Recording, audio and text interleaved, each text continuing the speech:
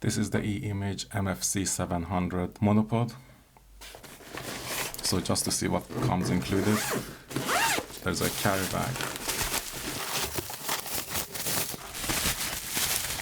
And it comes with a monopod and the tripod base, obviously.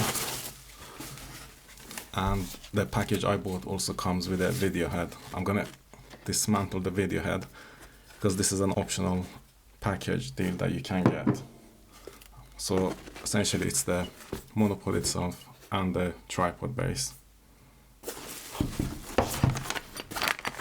And just so that you see, there's a wristband that you can attach to the monopod if you want it for extra safety, and a warranty card and the tools necessary to tighten the buckles or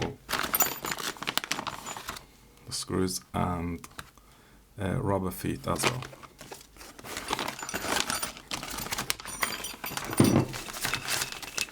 And because I bought the option with the video head, there's also a quick release plate and also a warranty card for that, for the video head itself. And in case you're wondering, this is what the video head is. It's the E-Image 610 FH.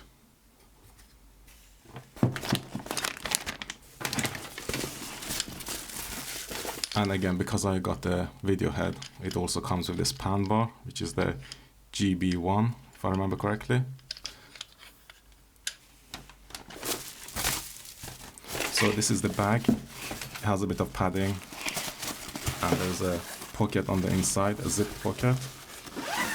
There's nothing padded about the pocket itself though. And the bag has an extension at the top here, which is also padded, and that's for the video head. So you can have a video head on the monopod and carry it in the bag. And there's a strap for carrying the bag. And this is the monopod itself.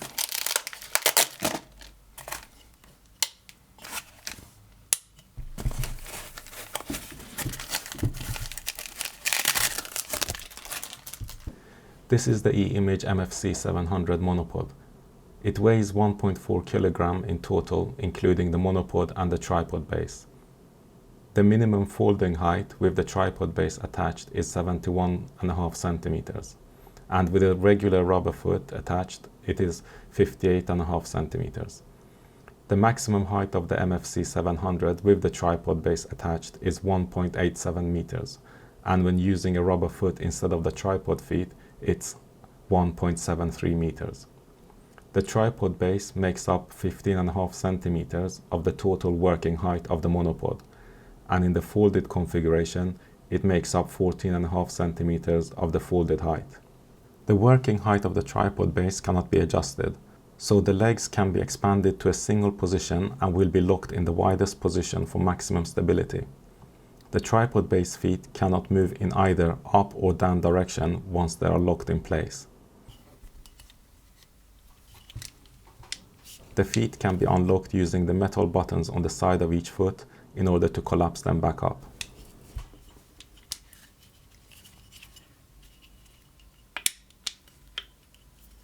The diameter of the expanded tripod feet when opened is 43 centimeters, which is larger than most similar products.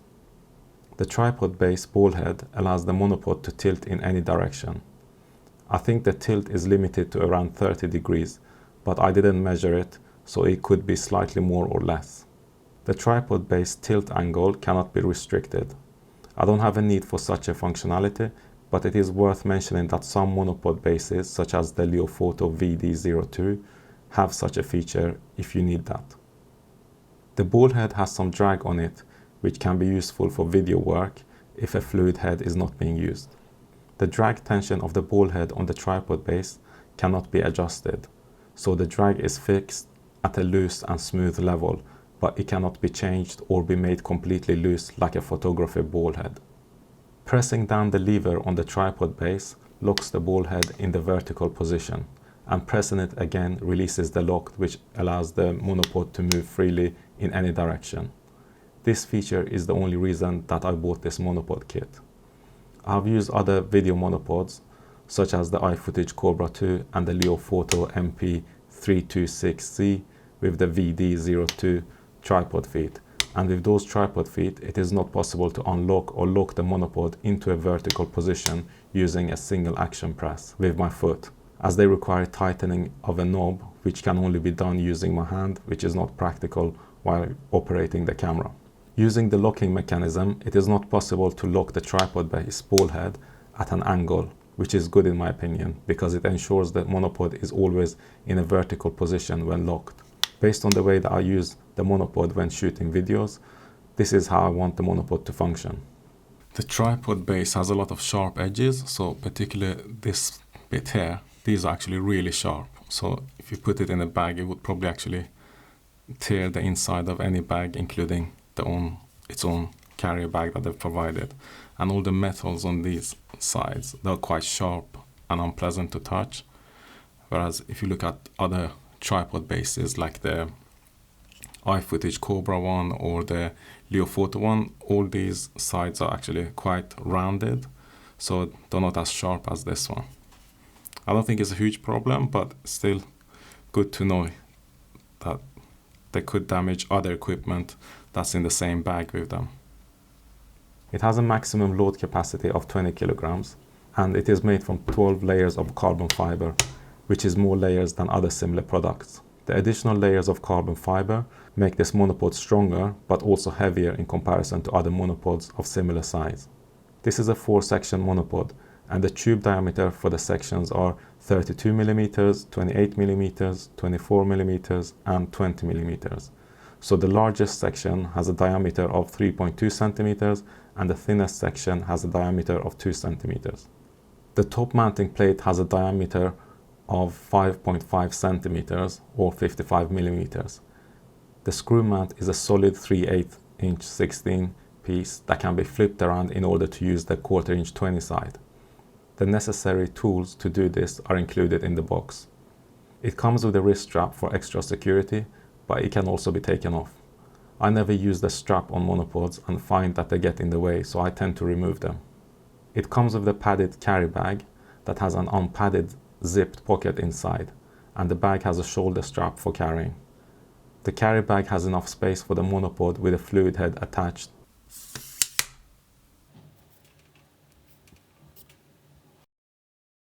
So there's a rubber washer there which stops the noise, but there isn't one between the other legs, so there's just one for the bottom one. So that makes some noise when you actually close it.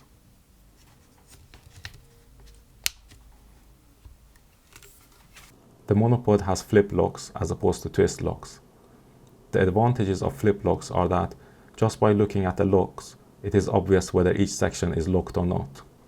Also, each section can be locked or unlocked with a single action. And it is easier to lock or unlock flip locks when wearing gloves or in situations where the locks may be slippery due to snow, rain, or water. The disadvantages of flip locks in comparison to twist locks are that they make a sound when closing them, which makes them unsuitable for scenarios that require quiet operation, such as in wildlife, conferences, theaters, or weddings. Another problem with flip locks is that wires or clothes can get caught on them during operation and result in an accident. Or when sliding the monopod in or out of a suitcase, the flip locks can snag onto items in the bag. Flip locks also take up slightly more space in comparison to twist locks, which sometimes makes it more difficult to fit the monopod in a bag.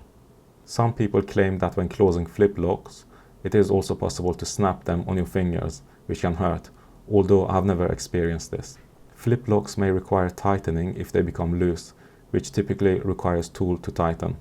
The necessary tools are included when you purchase this monopod, but this can be a problem if you don't have one with you at the time when the legs become loose, or in the best case scenario, it can delay the setup process. Whereas with twist locks, they can be tightened by turning them more without the need for additional tools. The colors that are used on this monopod are relatively discreet, and the branding is in grayscale color as opposed to white. So compared to the iFootage Cobra 2 monopod, it is a big improvement, but there's still some orange used on the base of the tripod, which is not ideal. I prefer all video equipment to be as dark and non-reflective as possible. This has two advantages. First, it doesn't draw unwanted attention in settings such as wildlife, weddings or conferences, so the camera operator can remain as unobtrusive as possible. Also, it avoids reflection of video equipment being seen in video footage, which sometimes happens when video equipment have bright colors, shiny parts or small lights, which can be seen in reflective surfaces. Some brands of monopods, such as Velbone, are completely black, which is perfect for video work. The reason I bought this monopod was only because of the functionality of its tripod base, which has features that are really important for how I use a video monopod.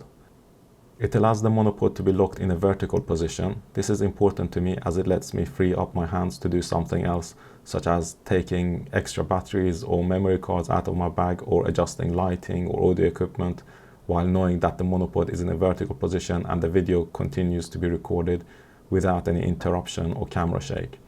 This is not possible with monopods such as the iFootage Cobra 2 C180, but there are other video monopod based tripods that also provide this feature, such as the Leofoto VD02. The second feature is the ability to lock the monopod using a single press action that can be operated with my foot instead of having to bend down to tighten a knob using my hand. This is something that is not possible on the iFootage Cobra 2 or the Leofoto monopods with the VD02 tripod base. The tripod base has a larger diameter in comparison to Leofoto VD02 and iFootage Cobra 2, which makes it not only more stable, but also more secure, as it is less likely to fall over even when left unattended. The tripod base feet lock into position and do not move in either the up or down direction.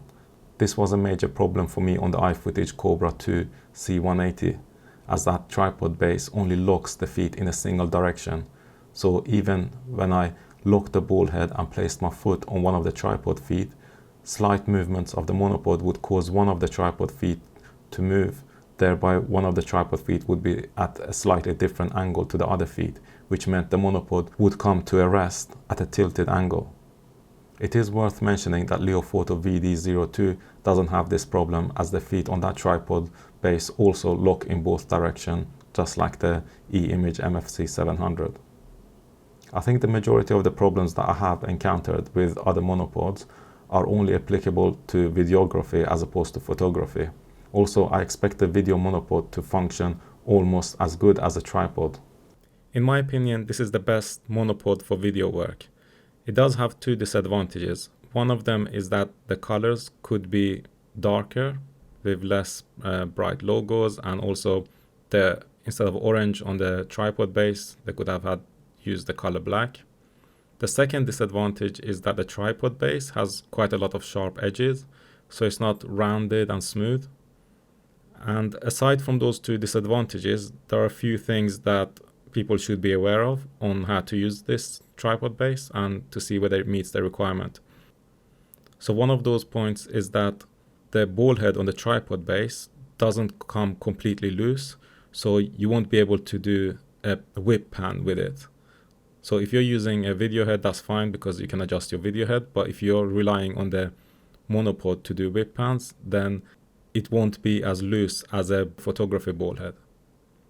Also, between each of the tube sections of the monopod, there isn't rubber washers, so when you close the monopod, it actually makes some noise, which is again not desirable in certain scenarios, as well as the flip locks making noise.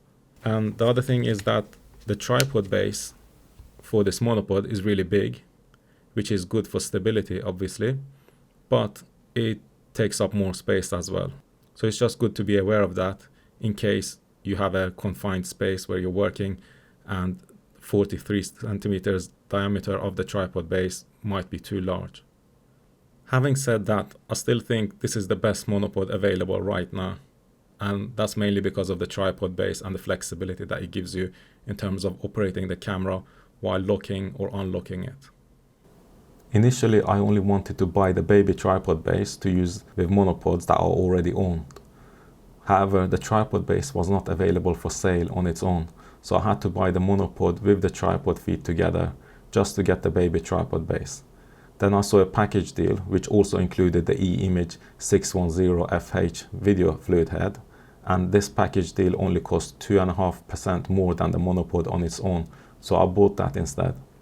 The cost of the video fluid head on its own was 13 times more than the additional cost that I incurred as part of the package deal. In fact, only the pan bar handle for the fluid head cost 5 times more than the incremental price increase if I was to purchase it separately. And since I intended to buy that pan bar as a separate purchase anyway, it made sense for me to buy the whole package. The reason I wanted to buy the E-Image GB1 pan bar was because it is 75 grams lighter than the GB2 telescoping handle, which I have been using with my GH06F video fluid head. So I ended up with an additional video head pan bar and a release plate for a small 2.5% increase in the price of the package. I will create a separate video about the 610FH video fluid head, so if you want to see that video, subscribe to the channel to be notified once it goes up. Also, I will create a separate video to compare this monopod with the iFootage Cobra 2 and the Leofoto MPQ404C with the VD02 tripod base. So if you want to be notified once those videos are published, press the subscribe button. Anyway, let me know if you have any questions about this monopod, its tripod base, or even the 610 video fluid head.